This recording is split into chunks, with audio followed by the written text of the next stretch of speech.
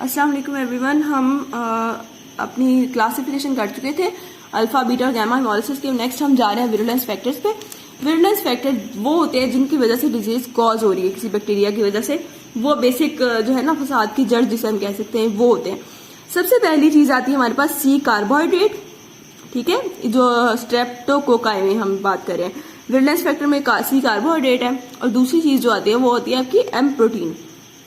सी carbohydrate क्या होता है? सी कार्बोहाइड्रेट डिटरमिन करता है बीटा हिमोलिटिक ग्रुप जो कि सेल वॉल में प्रेजेंट है, ठीक है।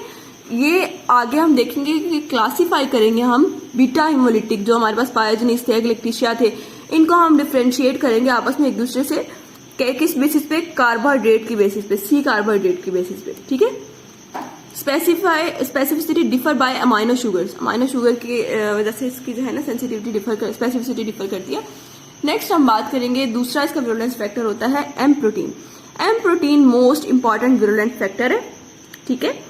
उसके बाद ये क्या करता है? आउटर सरफेस ऑफ सेल से प्रोड्यूस होता है। सेल के आउटर सरफेस है ना उससे प्रोड्यूस होता है और फेगोसाइटोसिस को ब्लॉक करवा देता है, ठीक है।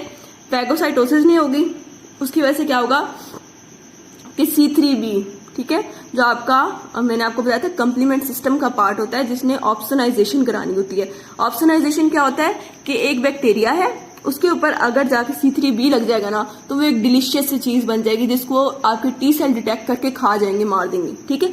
अब जब ये बैक्टीरिया आया है उसने एम प्रोटीन बना के C3b को ही इनएक्टिवेट कर दिया ताकि ऑप्सोनाइजेशन ही ना हो। ऑप्सोनाइजेशन नहीं होगी तो फेगोसाइटोसिस नहीं होगी, ठीक है। सेल सर्वाइव करना शुरू कर देगा बैक्टीरिया, ठीक है। उसके बाद हम type of group A beta haemolytic streptococci को हम डिफ्रेंशिएट करते हैं कि स्ट्रेप पायोजेनिस को हम इसको की भी आगे दो टाइप्स होती हैं। स्ट्रेप पायोजेनिस जो कि एम प्रोटीन को प्रोड्यूस करते हैं, ठीक है, प्रोड्यूसिंग स्पेसिफिक एम प्रोटीन, वो रिमेटोजेनिक होते हैं। और स्ट्रेप पायोजेनिस जो कि अदर टाइप्स को प्रोड्यूस करते हैं, एम प्रोटीन को स्पेसिफिक नहीं, अदर टाइप्स प्रोड्यूस करते हैं प्रोटीन्स की, वो नेफ्रोजेनिक होते हैं, ठीक है। जो रिमेटोजेनिक स्ट्रेप पायोजेनिस है वो रिमेटिक फीवर कराएंगे, जो नेफ्रोजेनिक है वो आपके पास एक्यूट ग्लोमेरुलोनेफ्राइटिस कराते हैं, ठीक है। नेक्स्ट हम चलते हैं, ये इंपॉर्टेंट प्रॉपर्टीज होगी। नेक्स्ट एक ना क्लासिफिकेशन है। क्लासिफिकेशन आपको एज इट इज पेट लिखने के लिए भी आ जाती होती है, तो इसलिए लेंसिफाइड क्लासिफिकेशन आप इसको कह सकते हो। तो लेंसिफाइड क्लासिफिकेशन में क्या है? लेंसिफाइड क्लासिफिकेशन हम इसको ग्रुप्स बनाते हैं। ए ग्रुप होता है, बी ग्रुप होता है और डी ग्रुप होता है। ए और बी, इनको ये सारे ही हैं तो ये बीटा हिमोलिटिक है, ए और बी, ठीक है।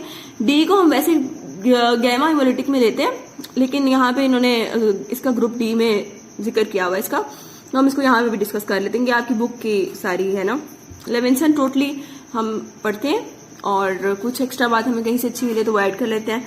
तो अच्छा, इसकी सी कार्बोहाइड्रेट हमने पढ़ा था, दो विरुलेंस फैक्टर हैं, एम प्रोटीन और सी प्रोटीन, सी कार्बोहाइड्रेट। अब सी कार्बोहाइड्रेट की बेसिस पे बीटा हिमोलिटिक स्ट्रेप्टोकोकाई के अंदर हम उनको डिफरेंशिएट करते हैं इनटू ग्रुप्स, ठीक है।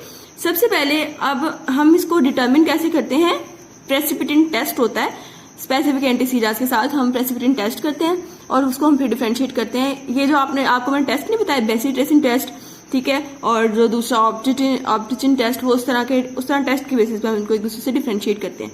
यहाँ पे बेसिट्रेसिन का हम जिक्र करेंगे, ठीक है। अब सबसे पहले इसमें ग्रुप आता है ग्रुप ए, ग्रुप बी और ग्रुप टी। ग्रुप ए के अंदर मैंने आपको बताया था स्ट्रेप पायोजेनिस होता है। पायोजेनिस होता है मोस्ट इंपॉर्टेंट ह्यूमन पैथोजन है, ठीक है।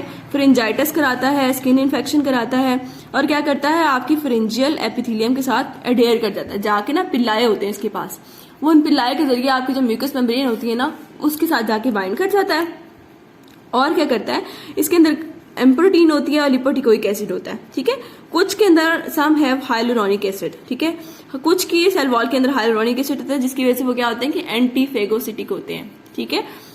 उसके बाद यानी फेगोसाइटोज नहीं हो सकते क्योंकि हाइलुरोनिक एसिड आपकी बॉडी का नॉर्मल कंपोनेंट भी है, ठीक है।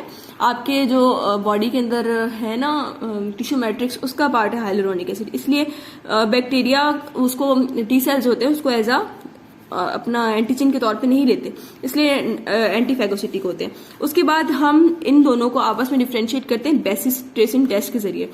जो अगर इसकी ग्रोथ इनहिबिट होती है बेसिट्रेसिन से तो ऑब्वियसली ये होगा बेसिट्रेसिन सेंसिटिव, ठीक है। बेसिट्रेसिन सेंसिटिव है ये और ये बेसिट्रेसिन रेजिस्टेंट है क्योंकि बेसिट्रेसिन का इसके ऊपर फर्क ही कोई नहीं पड़ रहा।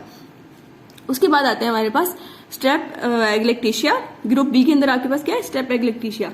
ये बेसिकली रिलेटेड होता है जेनिटल ट्रैक्ट में कॉलोनाइज करता है ये, ठीक है। और उसकी वजह से क्या होता है कि ड्यूरिंग बर्थ जब बेबी पास होता है तो उसको न्यूनेटल मेनिंजाइटिस हो सकता है, उसको सेप्सिस हो सकता है, ठीक है। और उसके बाद ये हाइड्रोलाइज करता है हिपुरेट। हिपुरेट टेस्ट पॉजिटिव भी यही है, ठीक है। कैंप टेस्ट पॉजिटिव भी यही है और इसकी कोई वैक्सीन नहीं है, ठीक है। ये तीनों बातें याद रखनी। बेसिट्रेसिन रेजिस्टेंट भी है, हिपुरेट टेस्ट पॉजिटिव भी है, कैंप टेस्ट पॉजिटिव भी है। उसके बाद ग्रुप डी पे आते हैं। ग्रुप डी के अंदर क्या है कि ई फिकैलस और ई फिकियम, स्टेप बोविस, वो सारे आते हैं इसमें। एंटीरोकोकाई नॉर्मली आपके कोलन का नॉर्मल फ्लोरा का पार्ट होता है, ठीक है। और यूरिनरी बाइलरी सीवियस इन्फेक्शन इसकी वजह से हो सकते हैं। हार्डी ऑर्गेनिज्म होते हैं और ये इनको हम आपस में डिफ्रेंशिएट किसकी बेस पे करते हैं, पीछे मैंने आपको बताया नॉर्मल सेलीन के अंदर हम इनको ग्रो करा के इनको डिफ्रेंशिएट करते हैं, ठीक है। जो हमने पीछे रिसेंटली पढ़ा है क्लासिफिकेशन में, ये देखें जो ग्रो कर जाएंगे वो आपके पास ये वाले हैं, जो नहीं ग्रो करेंगे वो स्टेप बोविस है, ठीक है। उसमें से डिफरेंशिएट करेंगे, तो ज्यादा इसमें डिटेल में घुसने की जरूरत नहीं है। उसके बाद जो नॉन बीटा हिमोलिटिक आते हैं उनके अंदर आपके पास अल्फा हिमोलिटिक है। अल्फा हिमोलिटिक ऑब्वियसली निमोनी, वायरिडियन, ठीक है। उनको मैंने आपको बताया था, उनको डिस्टिंग्विश करने का क्राइटेरिया भी आपको मैंने बता दिया था पीछे। ऑप्टिजिन टेस्ट होता है जिसके जरिए हम दोनों को डिफरेंशिएट करते हैं, ठीक है। यहाँ पे ऑप्टिजिन की बात की है और इसमें कुछ नहीं बताया हुआ। और उसके बाद क्या है कि strep viridans is normal part of flora of pharynx, ठीक है। एंडोकार्डाइटिस, इन्फेक्टिव एंडोकार्डाइटिस कराता है ये, ठीक है। उसके बाद ये पेप्टोस्टेप्टोकोकाई। पेप्टोस्टेप्टोकोकाई ना नॉर्मली आपकी जो गट होती है ना, नॉर्मल फ्लोरा, उसके नॉर्मल फ्लोरा का पार्ट होता है, नॉर्मली गट में प्रेजेंट होता है और फीमेल जेनिटल ट्रैक्ट में भी प्रेजेंट होता है। और ये एनारोबिक एनवायरमेंट में ग्रो करता है, इसलिए वजाइना वगैरह में ये प्रेजेंट हो सकता है, ठीक है। या माइक्रो एरोफिलिक, जहां बहुत थोड़ी अमाउंट में ऑक्सीजन हो ना वहां पे। और इसकी वजह से क्या होता है कि मिक्स्ड एनारोबिक इन्फेक्शन होते हैं, मल्टीपल बैक्टीरिया की वजह से हो सकता है ये।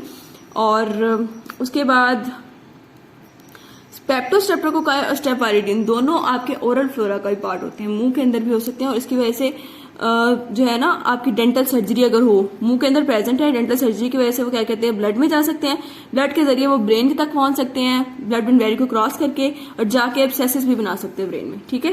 तो वायरिडियन और पेप्टोस्टेप्टोकोकाई इस चीज में भी, इस काम में भी इन्वॉल्व है। उसके बाद मैंने आपको बताया था कि सेकंड पॉइंट हमारे पास इंपॉर्टेंट प्रॉपर्टीज के बाद आता है ट्रांसमिशन का। ट्रांसमिशन ट्रांसमिट कैसे हो रहा है, obviously normal flora of throat, skin और गट का पार्ट है ये, ठीक है। इसकी वजह से क्या होता है कि आपकी टिश्यू, ब्लड वगैरह में एंटर हो सकता है ये। तो वहां पे अगर एंटर होगा ना किसी चीज के जरिए, फॉर एग्जांपल आपने इंजेक्शन वगैरह लगाया है या उसके जरिए एंटर हो गया है, तो इसकी वजह से क्या हो सकता है कि थ्रॉट, स्किन में इंजेक्शन की वजह से थ्रॉट में आपने कोई चीज निकली है या उसके जरिए या किसी चीज के जरिए भी एंटर हो सकता है। गट के अंदर भी होता है, तो अगर ये टिश्यूज या ब्लड के अंदर पहुंच जाए तो ये डिजीज कॉज करा सकता है। उसके अलावा स्टेप वायरिडिन और नमूनिया ओरोफेनिक्स में होते हैं, ठीक है। उसके बाद पायोजेनिस जो होता है वो स्किन और ओरोफेनिक्स, एगलेक्टेशिया वजाइना कोलन में होता है, एंटीरोकोकस कोलन में। तो ये टिपिकली रटे वाली चीजें आपको खुद याद करनी होंगी। नेक्स्ट हम चलते हैं ट्रांसमिशन के बाद इसकी पैथोजेनेसिस पे। पैथोजेनेसिस थोड़ी सी लंबी है, तो हम पैथोजेनेसिस इस वीडियो में कंप्लीट करेंगे। नेक्स्ट हम नेक्स्ट वीडियो में करेंगे। पैथोजेनेसिस में क्या है कि ये 3 मैकेनिज्म के जरिए डिजीज प्रोड्यूस करा सकते हैं। ऑब्वियसली इसमें एंडोटॉक्सिन तो है ही नहीं, इसमें क्या हो सकता है पायोजेनिक इन्फेक्शन हो सकते हैं, इन्फ्लेमेशन, ठीक है। पायोजेनिक इन्फेक्शन हमने और किसमें पढ़े और इसमें भी हो रहे थे पायोजेनिक इन्फेक्शन, ठीक है। वहां से उससे एक्सोटॉक्सिन प्रोड्यूस करके भी करा सकता है। और तीसरी चीज ये कि इम्यूनोजेनिक भी हो सकते हैं। इम्यूनोजेनिक के अंदर आपके पास क्या आना है, रिमेटिक फीवर और आपकी ग्लोमेरुलोनेफ्राइटिस वगैरह, वो इम्यूनोजेनिक होते हैं। जो आपके रिएक्शंस होते हैं ना, एंटीजन एंटीबॉडी रिएक्शन, वो इम्यूनोजेनिक होते हैं, ठीक है। अब एक्सोटॉक्सिन में क्या होता है कि जो रिलीज करता है कोई bacteria as a virulence factor release करता है, वो उसका एक्सोटॉक्सिन होता है, ठीक है। उसकी वजह से भी सिम्टम्स आ सकते हैं। जो इम्यूनोजेनिक है वो आपको मैंने बताया एंटीजन एंटीबॉडी रिएक्शन होता है, और वो जो एंटीजन एंटीबॉडी कॉम्प्लेक्सेस होते हैं ना, वो जाके डिपॉजिट हो जाते हैं आपके ग्लोमेरुलस में, ठीक है। उसकी वजह से ग्लोमेरुलोनेफ्राइटिस होता है, ठीक है। नॉर्मल टिश्यूज को डैमेज करना शुरू कर देते हैं, उनकी वजह से इन्फ्लेमेशन होती है। तो ये 3 मैकेनिज्म है जिनके जरिए डिजीज करा सकता है, ठीक है। एम प्रोटीन का हम पहले भी जिक्र कर चुके हैं। उसके बाद हम आते हैं कि इसके अंदर कौन कौन से बेसिक एंजाइम्स होते हैं जो डिजीज की फॉर्मेशन के अंदर डिजीज करने में रोल प्ले कर सकते हैं। सबसे पहला आपके पास आता है न्यूक्लियोटाइडेज। न्यूक्लियोटाइडेज क्या करता है, न्यूट्रोफिल्स को किल कर देता है। दूसरा एंजाइम आता है हाइलुरोनिडेज। हाइलुरोनिक एसिड मैंने आपको बताया था आपके नॉर्मल ग्राउंड सब्सटेंस होता है ना आपका बॉडी के अंदर, टिश्यू ग्राउंड सब्सटेंस, उसका नॉर्मली पार्ट होता है, तो उसको डिग्रेड कर देता है ये हाइलुरोनिडेज जो कि इस बैक्टीरिया में प्रेजेंट है। उसकी वजह से जब वो टूट जाता है ना, तो उसकी वजह से ये इसको हम और नाम ही देते हैं स्प्रेडिंग फैक्टर। स्प्रेडिंग फैक्टर भी होता है, इसकी वजह से पायोजेनिस का स्प्रेड बहुत ज्यादा हो जाता है। ठीक है, उसके बाद आता है हमारे पास स्ट्रेप्टोकाइनेज। स्ट्रेप्टोकाइनेज क्या होता है, इसको हम फिब्रिनोलाइसिन भी कहते हैं। इसने क्या करना है, प्लाज्मिनोजिन को प्लाज्मिन में कन्वर्ट करना है और फिब्रिन को डिसॉल्व कर देना है क्लॉट्स में, और थ्रोम्बाई एम्बुलाई जो क्लॉट्स बने हुए ना उनको डिसॉल्व करना शुरू कर देना है। इसकी वजह से क्या कर थ्रोम्बाइज होते हैं ना वो लाइज करना शुरू कर देंगे इन कोरोनरी आर्टरीज और हार्ट अटैक पेशेंट्स वगैरह के अंदर। तो उसकी वजह से क्या होता है कि जो है ना हार्ट अटैक वगैरह के अंदर ये पॉजिटिव प्लस पॉइंट भी हो सकता है कि उन लोगों के अंदर अगर प्रॉब्लम हो रही है कि उनको हार्ट अटैक का मसला हो रहा है क्योंकि एम्बुलाई थ्रोम्बाई बन रहे हैं, उनकी वजह से जो है ना हम स्ट्रेप्टोकाइनेज उसमें हेल्पफुल हो सकता है कि उनको तोड़ सकता है। उसके बाद डीएनएज आ जाता है। डीएनएज को हम स्ट्रेप्टोडॉर्नेज भी कहते हैं, ये एमसीक्यू पॉइंट ऑफ व्यू से इंपॉर्टेंट है। वो क्या करता है, डीएनए को तोड़ता है इन एक्सुडेटेड एंड नेक्रोटिक टिश्यू। उसके बाद antibody against it produces in pyoderma. ठीक है, एंटीबॉडी बन जाती है और ये डायग्नोस्टिक पर्पस के लिए यूज होती है। नेक्स्ट हम नेक्स्ट पार्ट में करते हैं, वीडियो बहुत लंबी हो जानी इससे।